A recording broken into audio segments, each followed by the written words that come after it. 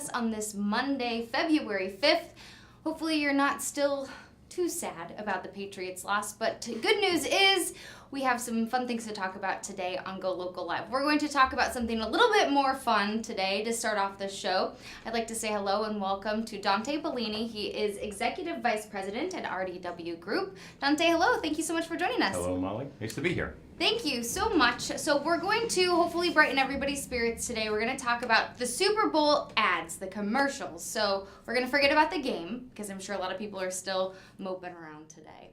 I have 3 words for them. What's that? Get over it. Get over it, right? Do your job today, right? So we're going to talk a little bit about the commercials, some of the trends that happened yesterday, but let's start off by talking about the exorbitant amount of money that was spent on these advertisements. I read that NBC charged right around $5 million for 30-second spots. Mm-hmm. Talk to me a little bit about the amount of money that goes into producing these ads. So for 30-second increments, it's $5 million, and it goes up from there. Many of the spots that were in the game yesterday were 60, 90. There was one 120.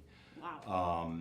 Some of the more mature, ubiquitous advertisers spent upwards of 10, 15, $20 million on that one game. And that's before you start talking about creative and production and then the whole aftermarket of the social engagement. So let's talk a little bit about that, the social engagement, because you and I were kind of emailing back and forth yesterday saying, okay, look what's going on here. And you said a lot of these companies release their advertisements even before Sunday to get their maximum value. Talk to me about that. And then are we going to continue to see these ads played over and over again, or is it all about the hype beforehand? Yeah. Well, the commercial represents one small piece of it, a large piece because it's 100 million viewers. But in terms of the entire cycle, it's just one piece. So they want to push people to their online platforms. They want them to engage with the brand. They want to convert them to buyers, users, whatever it may be. And you know, there's as you guys know here, there's a great back market of analytics and metrics that go into it. They try to figure out what worked, what didn't work, and then they take it from there. Do they tweak? Did they do something new? Did they switch horses? So it's a analytic-driven operation these days. It's really fun to talk about and to read about and to think about, in my opinion, and it's not, the whole advertising game isn't necessarily my business, but it's fun when you start looking into it and thinking about and reading about. So let's get into the actual commercials themselves. Let's talk about kind of what hit the mark and what missed, and then we can kind of almost talk about those analytics side of things.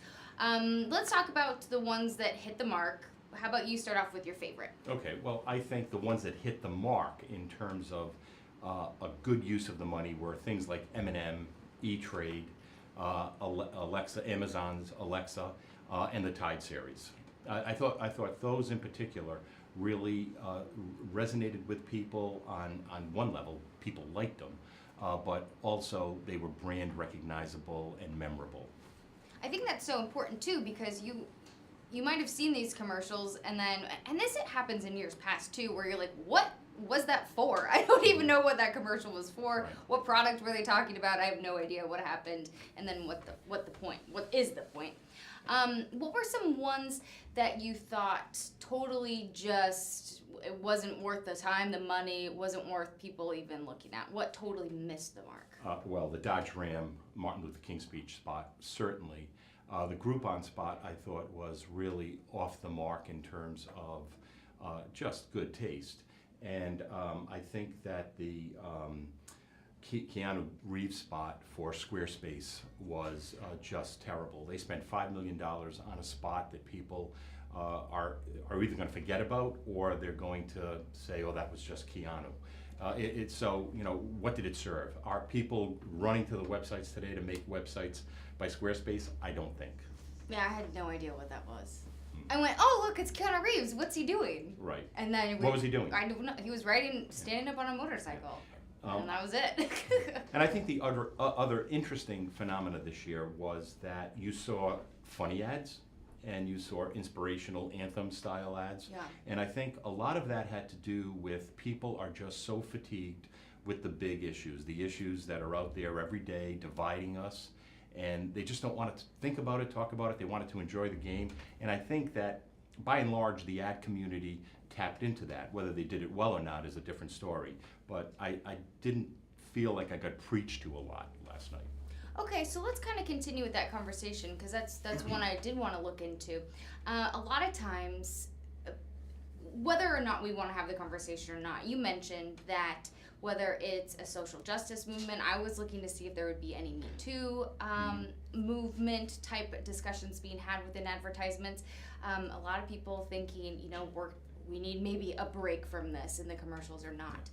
Did you see any advertisements that you thought connected, whether it was social justice, or maybe just related to a cause that did it well? I think that when we talk about that kind of stuff, it's all about the authenticity. It's all about being real and genuine. And I think that the spot that was on target and resonated with me anyway was the Budweiser water spot, because it was real. They can really lay claim to that. They actually did it. No one asked them to do it. They did it. And creatively, they used just a guy in a factory, and you can see the pride that he brought to both the job and then back at home. It was a knowing glance with his wife. It was really well done, and no one's going to hate Budweiser today. That is the true mark of, I think, those kinds of ads. I think so too. That did hit home, and I think people probably like when a company does well or brings up a cause, but no one wants to see Pepsi and Kendall Jenner. Like, that's when it doesn't go right. So how does an advertisement do something right? Where do you find that balance? There's a delicate balance, and that's a very good point, Molly. You have to navigate that braggadocio part. You can't be pounding your chest that we're great and that we did this, and at the same time you don't want to pander. So I thought that it was a nice balance of being able to say, hey, this is what we did for these disasters, and we just want you to know that we did it, and we're proud to have done it. So that, to me, reeked of being very, very authentic. What did you think of I think it was the Hyundai commercial, where the people went in, they pulled their keys, and then they played the message? It was kind of weird, but then once I saw what was happening, I got pretty emotional, to be honest with you. Right, and we're seeing it with perspective. Yeah. So, I don't know, those kinds of live demonstration ads, they never do anything for me. Yeah. I mean, what they did is great, but again, you gotta look at it in the context of where it is. It's in the Super Bowl. Exactly. Is it gonna work in the Super Bowl? It may work independently of it, but not necessarily in that environment. I counter that with the Kia ad with Aerosmith, what's his name? Steven Tyler. Steven Tyler. Yeah, there we go. Which a lot of people hated. I happen to like, because I think that creatively it was brilliant. Reversing time, and it's something that we all want to do. And to have such an unlikely hero as him was great, and the song obviously fits perfectly. But people remembered that. The key is, will they remember Kia? That's true, because I didn't know that was a Kia one. Right. I thought it was at first I'm like, I don't get this, I don't like it, and then once you got out, I thought it was really good. And when you talk about hooking into the culture, and we talked about David Harbour from Stranger Things. Everyone loves Stranger Things these days. Everyone likes the sort of gruff hero that he is in that, and he sort of plays that guy, but in a self-effacing way in these. And the brilliance of that is that you never know if the spot that you're watching subsequently is actually a Tide spot. So that's the brilliance of the strategy. Yeah, so let's talk a little bit about those Tide ads as we move away maybe from the issue type ads, and talk a little bit about the series, because a lot of people were talking about Tide. A lot of people thought that was so well done. Was this the right place to do that? Because most people are going to tune in the entire game. And whereas maybe if you're watching a show or a series of shows, I don't really know a place where a series like that would work well. Yeah, well, Bud Light often does that. I mean, in Super Bowl, but there's 100 million viewers, and Tide is one of those ubiquitous both brands and products. So it's they're out there trying to dispel a lot of the bad stuff that's been happening with Tide lately. Oh yeah. And no kidding. And they are trying to sell boxes and jars of detergent, but at the same, so they're trying to do two things here, and they did it brilliantly. Like, I don't know how long this has been in the can, or whether it's a rather recent phenomena, but it is for a company like Tide that has the sort of budget that can accommodate this. This is 100 million people. This is a third of the country. And I think they did a masterful job of saying, we're funny, we're smart, and we make detergent. So, so it's the best of all worlds for them. And the amount of buzz that's happening today across the country and perhaps the world is going to pay big dividends for them. Right. When you walk down that aisle, you're going to see Tide. You're going to think of those commercials. It's just going to happen. Do you think that really translate into people saying, "Oh, that guy did those commercials. I'm going to buy it"? Yep. Okay. In this case, yes. It works. In this case, absolutely. In this case, it works. Yeah. Okay, I like that. And we were talking too just a moment ago that there was another detergent commercial, which we're like, what's the thing with laundry detergent? Right. In the Super Bowl. I saw it, but I can't remember it. Yeah. The guy came out of the TV. Right. That's what it was. Yeah. It was kind of weird. It was a P name. So that's, Yeah. if a guy that critiques ads can't remember it. It wasn't worth it. Right. It wasn't worth the money. So he's out looking for a job with the Dodge Ram guy today. Oh no. That guy's no longer producing Super Bowl commercials. Right. Let's talk. The other thing that you may have noticed when you were watching the Super Bowl and therefore the commercials, there were a lot of celebrities this year. Let's talk a little bit about that. Something else that I read was, if you may have noticed, there were a lot of male celebrities. Something I read in an AP article where it was to the ratio, if you were paying attention, a ratio of 2 to 1 male celebrities versus female celebrities in the role, in the lead role of the commercials, which I thought was pretty interesting. I don't know if you want to get too into that or what, but a lot of celebrities this year. Do celebrities, what does that mean to you if you're trying to sell it to a product? I don't know what it means, truthfully.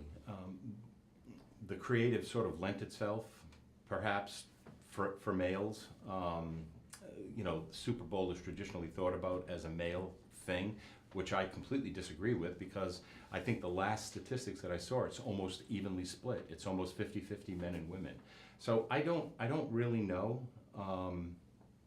It's interesting. That would be an interesting study of some sort. Yeah, I thought that was pretty interesting too. What I also thought was interesting this year was that we didn't see kind of the crude humor. We didn't see the sex sells as much this year. You saw one crude humor. Yeah, but I don't think it was too bad. Well, getting hit in the groin with the football. Yeah, that's a gag. True. It's a crude gag. It's effective, but it It wasn't like straight up in your face though. No. It wasn't as. And the majority of the commercials weren't like that. Like, you watch those shows where you see past Super Bowl commercials and you're like, wow, it's come a long way. Yeah. Talk about that in terms of trend. Is it because we've had, kind of an intense year with a lot of stuff going on that, maybe people who are producing these ads kind of stepped away from it and thought, okay, there's a lot going on. We need to take a step back. Well, I maintain what I said earlier, Yeah. that I think that there's a fatigue in general, but I also think that, it's ironic. We're in a golden age of television again. There's so much great content out there, but yet I'm not so sure that the Super Bowl commercials, which is the showcase of great commercials, is following suit here. I don't think that we've had a great collection of commercials in maybe 5-6 years.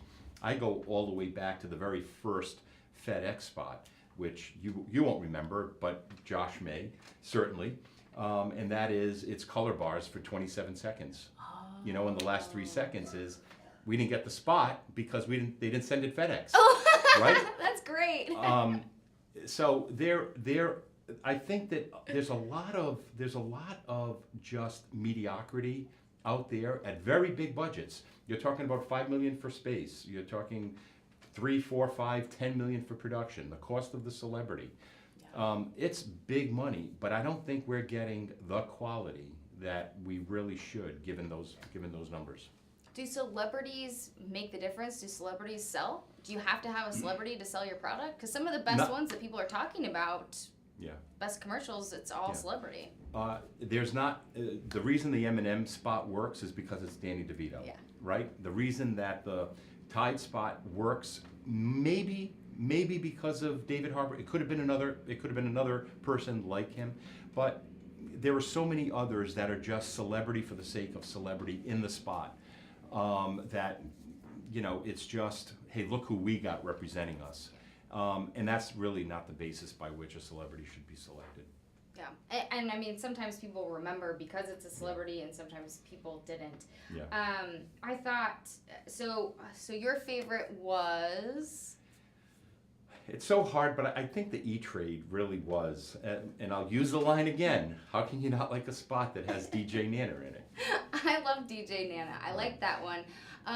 I really liked the Doritos Mountain Dew commercial because I like lip sync battles. 2, how do you not like Morgan Freeman? And I also really like Game of Thrones. So I thought the play of the fire and ice was really good. And I love Peter Dinklage. So I like that use of celebrity. But you didn't love it. No, and I think that they there's a risk inherent in that because there's 2 kinds of people in the world. Those that love Game of Thrones and those who hate Game of Thrones. And you don't like Game of Thrones. So it's a risk for them, and maybe it's good, maybe it's bad. I saw a lot of chatter last night. Morgan Freeman must need money.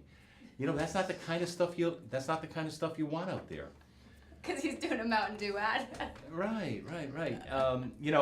But in terms of character, it's a departure from his character, and that's the shock value of it. Because he's lip syncing to Missy Elliott, which was so fun. Right. And you're like, ugh. Horrible, just horrible. Although I did like, when you talk about celebrities, there were 2 Chris Pratt spots. Those were good. The audition one was absolutely brilliant. It was just great because when you get a guy like him who's Mr. Perfect, having flaws and failures, people love that. I like that one too. Plus he's from Federal Way, Washington, so that's close to home for me. And that makes it good. Yeah, exactly. Because he's standing in line at an audition, and I thought that was funny. The other one that a lot of people talked about, which I thought was good, was the Amazon. The Amazon Alexa loses her voice, but not everybody. My husband was like, I didn't recognize some of those celebrities. So does it matter who you're picking and catering to? Well, it's of the culture, right? Yeah. So most people would know who the celebrities are. What made that spot? I mean, there was a mix of celebrities, so it was young, middle-aged, old. What made that spot was Jeff Bezos. Exactly. That's why I liked it. Because he looks like an alien, and he, for him to make that cameo was brilliant. Was perfect, and he carried it off. He acted it perfectly. That was probably my favorite part of the whole thing. Yeah. All right, so as we head into, just as we kind of wrap up here, what do you see for the future? You just mentioned that we're in the golden age of television, and which there's a lot of great shows being produced. You don't think necessarily the ads are kind of up to the quality of the golden age, but what do you see our viewers, our viewing habits are changing? What do you see as our viewing habits change? What do you see for these advertisements? Remember, the Super Bowl is an anomaly. That's when a lot of people are actually watching television. They're also Facebooking and doing other things, else, right? Yeah. But they're watching television.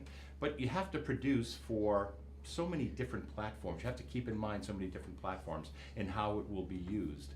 So I think technically, everyone is doing a great job. The stuff looks nice. But the reality is that I don't think that the ideas have caught up. All right. Well, I think we'll leave it at that. Thank you so much, Mr. You bet. Bellini. Appreciate it. It's always fun to Mr. chat with you. Okay. All right. I'm trying to keeping it professional here. Thank you so much, Dante. Thanks, Mom. Always great to get your input. Everyone, please hang tight as we get set up here for our next guest on Golocal Live. We're going to talk to a local author. Hang tight with us. Thanks. Thanks. That was fun.